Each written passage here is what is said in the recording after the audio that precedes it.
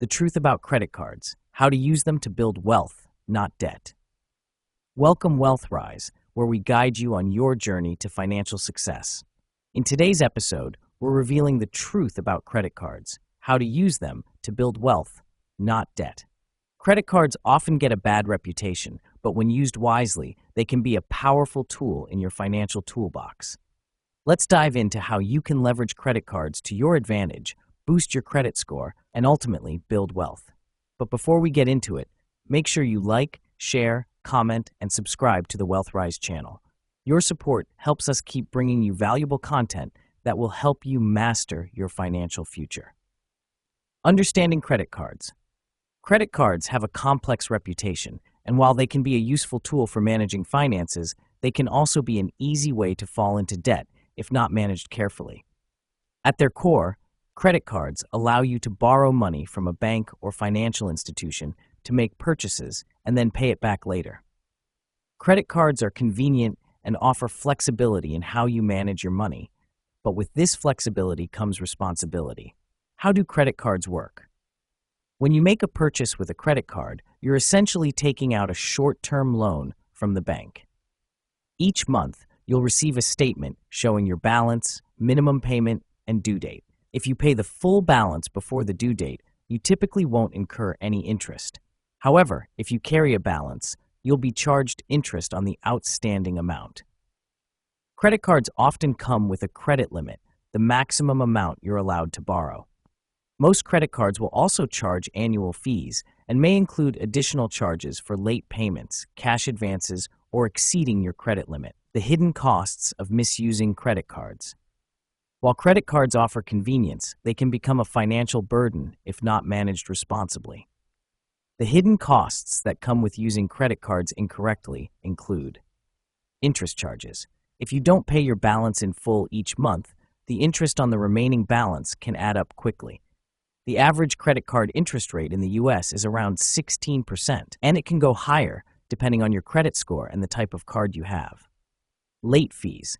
Missing your credit card payment can lead to late fees, typically ranging from $25 to $40 depending on the issuer. Penalty APRs.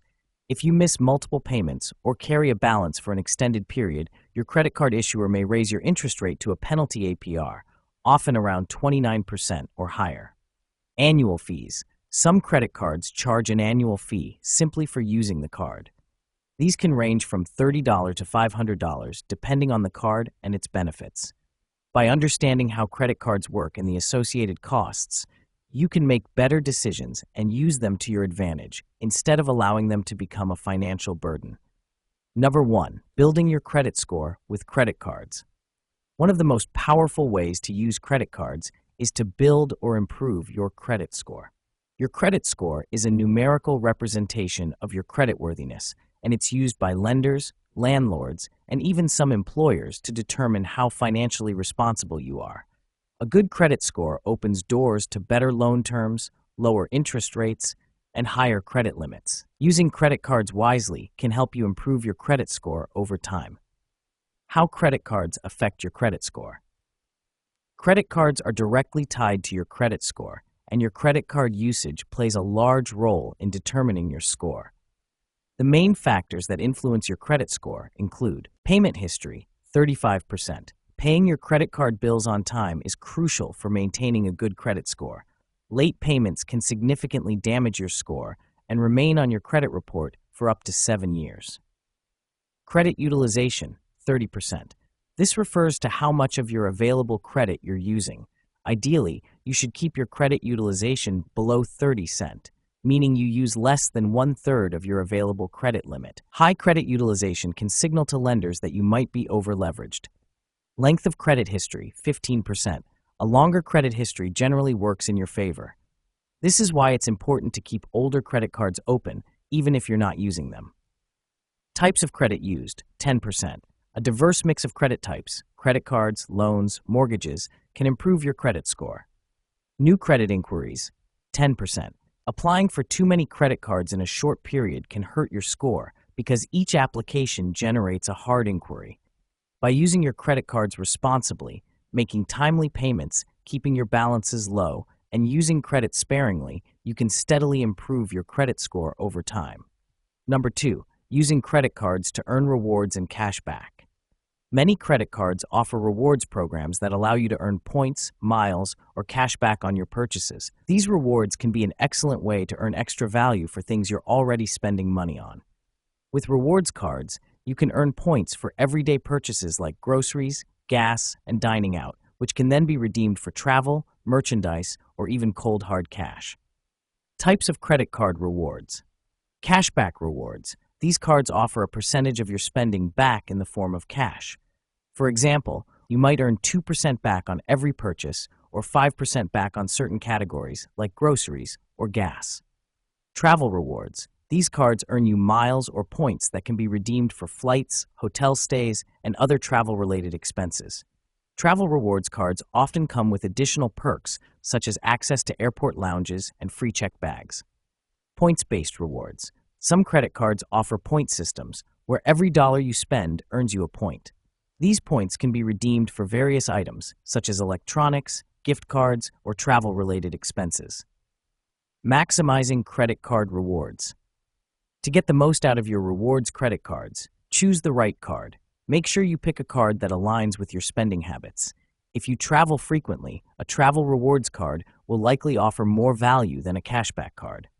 If you spend a lot on groceries, look for a card with higher rewards for supermarket purchases.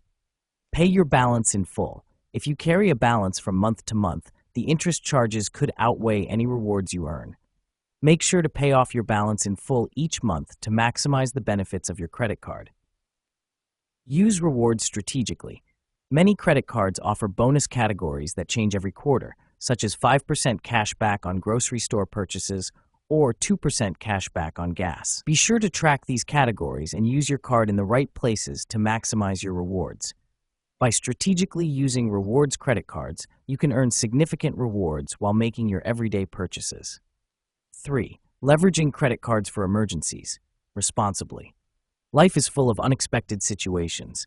Medical emergencies, car breakdowns, and home repairs can happen without warning, and credit cards can be a helpful way to cover these unexpected expenses, especially if you don't have the cash readily available.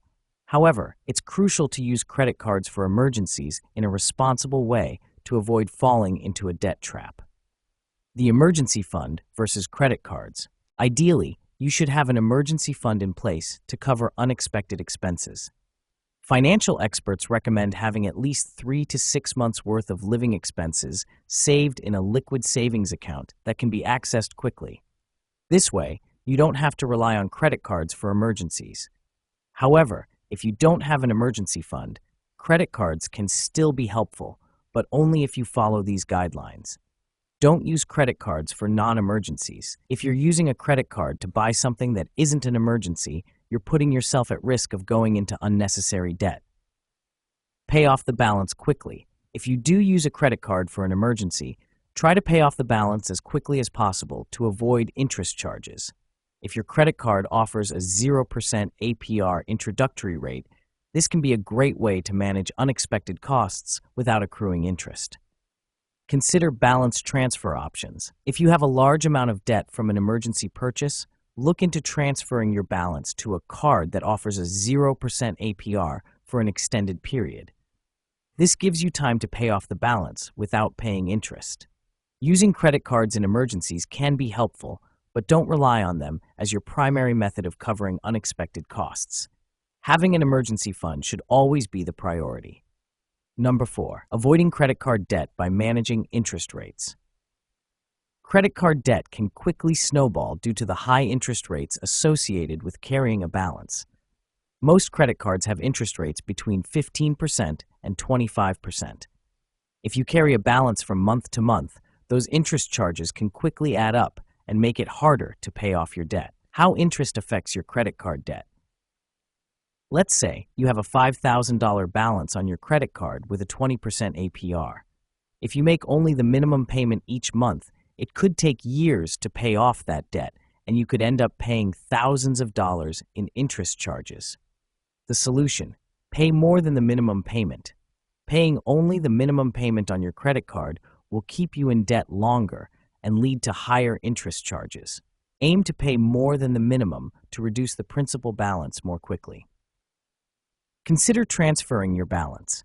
Some credit cards offer balance transfer promotions with 0% APR for an introductory period. This can allow you to pay off your debt without accruing interest for several months, giving you time to pay it off without the additional cost. Use debt avalanche or debt snowball methods. The debt avalanche method involves paying off the credit card with the highest interest rate first, while the debt snowball method focuses on paying off the smallest balance first. Either method can help you get out of debt faster and with less interest. Conclusion: credit cards can be a valuable tool for building wealth and achieving financial goals, but they come with significant risks if not used responsibly.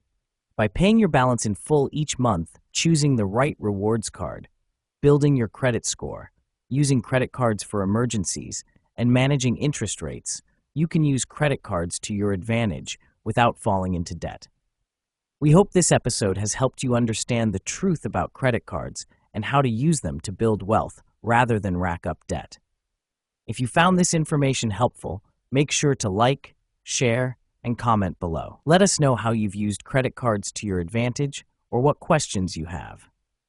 And if you're new to the WealthRise community, don't forget to subscribe so you never miss an episode filled with valuable tips to help you master your finances.